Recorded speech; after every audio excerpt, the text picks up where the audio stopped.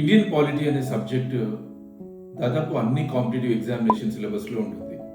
అది group 4, group 2, group 1 లేదంటే other central government conduct చేసేటువంటి ఎగ్జామినేషన్స్ అన్నింట్లోనూ ఉంటుంది. మీరు సివిల్ సర్వీసెస్ ఎగ్జామినేషన్ కోసం ప్రిపేర్ అయితే మీ అప్రోచ్ కూడా సివిల్ సర్వీసెస్ ఎగ్జామినేషన్కి తగిన విధంగానే ఉండాలి. ఒక సింపుల్ ఎగ్జాంపుల్ ద్వారా దీన్ని ఎక్స్ప్లెయిన్ చేస్తాను. ఇప్పుడు కాన్స్టిట్యూషన్లో మనము హిస్టారికల్ బ్యాక్గ్రౌండ్ అనే ఒక టాపిక్ చదువుతున్నాం. ఇందులో ఇట్స్ ఇండియా యాక్ట్, అట్లాగే చార్టర్ యాక్ట్స్, దాంతోపాటు గవర్నమెంట్ ఆఫ్ ఇండియా యాక్ట్స్ ఉంటాయి. వీటిలో ఇప్పటివరకు మనం అబ్జర్వ్ చేస్తే 1813, 1833, 1919, 1935 ఈ యాక్ట్స్ నుంచే సివిల్ సర్వీసెస్ ఎగ్జామినేషన్లో రిపీటెడ్గా క్వశ్చన్స్ వచ్చాయి.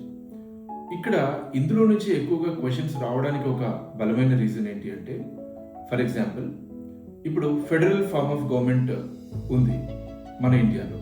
ఈ ఫెడరల్ స్ట్రక్చర్ దీని జెనిసిస్ ఎక్కడున్నాయి, ఎలా ఇవాల్వ్ అయ్యింది, అలాంటి విషయాలపైన యూపీఎస్సీ ఎక్కువగా ఫోకస్ చేస్తుంది. అంటే మన మెమరీని టెస్ట్ చేయడం కంటే ఎక్కువగా కూడా ఇప్పుడున్నటువంటి సిస్టమ్స్ ఎలా ఇవాల్వ్ అయ్యాయి, దానికి సంబంధించి క్యాండిడేట్కి కాన్సెప్చువల్ క్లారిటీ ఉందా లేదా అనే విషయం పైన ఎక్కువగా ఫోకస్ ఉంటుంది.